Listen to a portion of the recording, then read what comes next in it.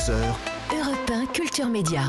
Philippe Vandel. Bonjour Rémi Jacob. Bonjour Philippe et Anissa, bonjour à tous. Rémi. Au sommaire de votre journal des médias. France Télévisions condamnée pour avoir diffusé des images de l'agression d'Ivan Colonna. Également Nicole Ferroni qui a réagi pour la première fois après le licenciement de sa chroniqueuse Florence Mendez. Et puis les camping-cars à l'honneur ce soir sur C8. Ça vous fait sourire Philippe, on en parlera et on décryptera ce phénomène avec le producteur Patrick Spica. Ça me fait sourire parce qu'il a garé le sien juste en bas de la radio. Absolument. On va commencer d'abord par les audiences qu'ont regardé les Français hier soir, le top 3 en prime time. HPI, pas beaucoup de suspense, voilà. Anissa, vous avez raison. Non, mais c'est le score maintenant. Alors, Ce qu'on veut le savoir, score c'est le chiffre. En hausse par rapport à la Encore semaine dernière. 7,5 millions de téléspectateurs, Dingue. soit 37,3% du public. Toujours un carton, sachant qu'en moyenne en replay, ça fait 2 millions de téléspectateurs en plus. Donc ce sont effectivement des scores assez déments. Derrière, on retrouve, loin derrière, devrais-je dire, on retrouve France 3 avec une rediffusion, celle du téléfilm Les Mystères du Bois Galant, avec Sarah Mortensen en tête d'affiche. 2,1 millions de téléspectateurs. Enfin, France 2 clôture ce podium avec Envoyé spécial. 1,5 million de téléspectateurs pour le magazine qui proposait, vous le savez, hier soir, une grande enquête consacrée à Elon Musk. Vous receviez d'ailleurs ici même sur Europe 1, Philippe, à son auteur, le journaliste Pierre Monégier. Europe 1, le journal des médias. France Télévisions condamnée pour avoir diffusé des images de l'agression d'Ivan Colonna. Une agression en prison qui avait coûté en mars 2022 la vie à l'indépendantiste corse, condamné pour l'assassinat du préfet Claude Érignac. France 3 Corse avait alors diffusé un reportage dans lequel on voyait des captures d'écran de vidéosurveillance.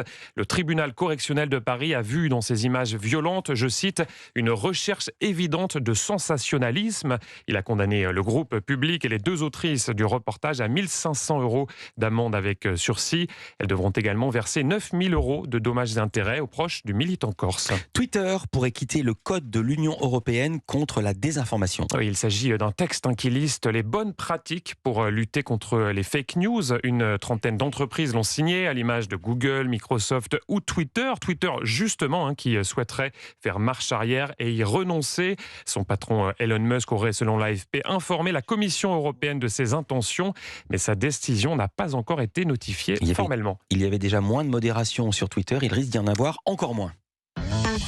Vous nous parlez hier de Florence Mendez, la chroniqueuse du talk-show Piquante de Teva, qui a été licenciée après avoir insulté Gérald Darmanin dans la rue, devant l'entreprise. La présentatrice de l'émission, Nicole Ferroni, s'est exprimée hier pour la première fois sur cette affaire. Elle a dénoncé sur Instagram une décision, je cite, disproportionnée et qu'elle conteste si la direction veut bien changer d'avis, qu'elle soit assurée qu'il n'est jamais trop tard, indique-t-elle. Alors, petit rappel des faits, Florence Mendez, chroniqueuse depuis 3 ans dans ce talk-show, a été écarté après avoir traité de violeur, ce sont ses termes, ce sont ses mots, le ministre de l'Intérieur Gérald Darmanin.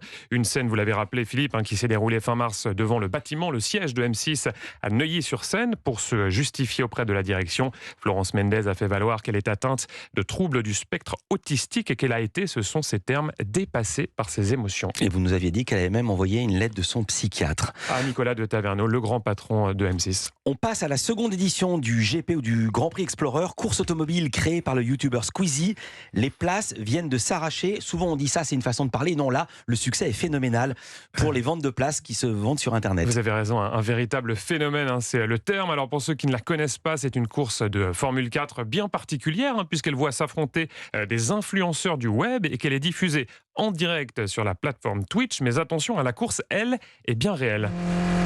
Et oui, une vraie course physique, vous avez reconnu de Formule 4 et pas de Formule 1. On a cherché vraiment parce que sinon on sait que vous auriez reconnu le son de la Formule 1 et pas de la Formule 4, c'est une Formule 4. Voilà. Avec même la présence de Pierre Gasly et Esteban Ocon, les deux pilotes de F1 qui joueront les coachs de luxe pour cette deuxième édition. Elle aura lieu le 9 septembre prochain. Ça se passera sur le circuit Bugatti au Mans et les 60 000 places dans les tribunes se sont vendues en seulement, tenez-vous bien, 30 minutes. 30 minutes, on dirait un concert de Mylène Farmer. Alors évidemment, il y a des petits malins qui en ont profité pour en acheter, puis les vendre ensuite au marché noir. J'ai regardé hier sur certains sites, ça peut monter jusqu'à 500 € le billet, 10 fois plus que le prix d'achat de 48 €. Et La liberté, c'est ce que recherchent de nombreuses familles pour leurs vacances. Et le symbole, c'est bien souvent le camping-car. On peut aller avec le camping-car au circuit Bugatti ou ailleurs. Ce soir, C8 diffuse en prime time un nouvel épisode de sa série documentaire baptisée La folie du camping-car, des vacances pas comme les autres. Et le principe, vous l'avez deviné, c'est de suivre ces Français qui ont adopté le camping-car pour les vacances. C'est un véritable phénomène. Il y a de plus en plus d'adeptes. C'est ce que nous explique le producteur de cette série documentaire, Patrick Spica. Il est au micro d'Europe 1 Culture Média. C'est la folie. En fait, le camping-car, depuis le premier confinement, c'est un phénomène qui a totalement explosé. Les gens ont besoin de liberté, d'espace, d'horizons nouveaux. Et le camping-car, aujourd'hui, c'est 1,4 million de Français qui partent en vacances en camping-car, ce qui est énorme. Vous avez 500 000 véhicules sur les routes. Et au niveau prix, les camping-cars, le prix, ça va de 20 000 euros à près de 3 millions d'euros. 3 millions d'euros, c'est du beau camping-car quand même. 15 mètres de long. C'est un hôtel sur roue, quoi. 15 mètres de long, 14 télés, le camping-car le plus cher au monde, à 3 millions d'euros. Mais le camping-car, quel que soit son prix, c'est un phénomène. En tout cas, la télévision, en ce moment, il y a beaucoup de reportages sur ce sujet. Et c'est intéressant, c'est un nouveau cycle qui est venu en chasser d'autres. C'est l'analyse, vous allez l'entendre, de Patrick Spica, fin limier de la production télé. Et j'en ai également profité pour lui demander quelle sera la prochaine tendance à la télé. En télé, effectivement, il y a les grands thèmes qui durent une dizaine d'années à peu près, qui font des cartons. Il y a eu les familles nombreuses, il y a eu au début du phénomène Facebook, il y a eu Je retrouve mon amour d'enfance sur Internet. On a cartonné aussi avec les grandes aventures de grossesse à risque. Et là, on est dans la veine camping-car. Et là, le nouveau phénomène, là, il y a pas mal de sujets dans les boîtes de prendre en préparation. Maintenant, ça va être pas mal la mafia. Oui, vous l'avez entendu après. C'est notre ambiance. Le changement d'ambiance et les camping-cars, c'est donc la mafia qui va débarquer sur vos écrans. Patrick Spica, qui a d'ailleurs produit sur ce thème la série documentaire Omerta, le gang de la brise de mer. Ça se passe en Corse et ça cartonne en ce moment sur MyCanal. Les chiffres sont assez dingues. Quant à son autre série documentaire, celle sur les camping-cars dont on vous parlait, elle est donc à retrouver ce soir à 21h20 sur C8. Et tu vas voir qu'il y a des gens qui vont tout croiser, qui vont faire la mafia en camping-car.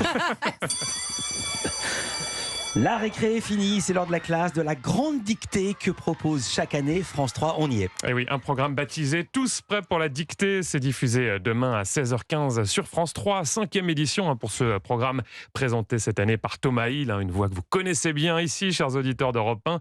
Alors ça se passe dans le sublime écrin du château de Compiègne et c'est vraiment, vous savez, dans la lignée de ce que faisait il y a quelques années Bernard Pivot avec sa fameuse dictée, avec toutefois quelques différences, comme l'explique Guillaume Marceau, producteur de ce programme. Il est au micro d'Europe 1 Culture Média. Évidemment, on s'est inspiré avec son consentement de l'émission de Bernard Pivot. Donc, on a des invités sportifs, auteurs, comiques, musiciens en plateau. À cette différence près que depuis 2 ans, nous voulons faire la dictée sur des textes d'auteurs contemporains vivants et qui sont avec nous en plateau. Et cette année, nous avons le bonheur, par exemple, de recevoir Sylvain Tesson, et qui est tellement friand de l'exercice qu'il a prévu de faire la dictée sur son propre texte. Un texte de Sylvain Tesson qui sera effectivement présent dans la salle.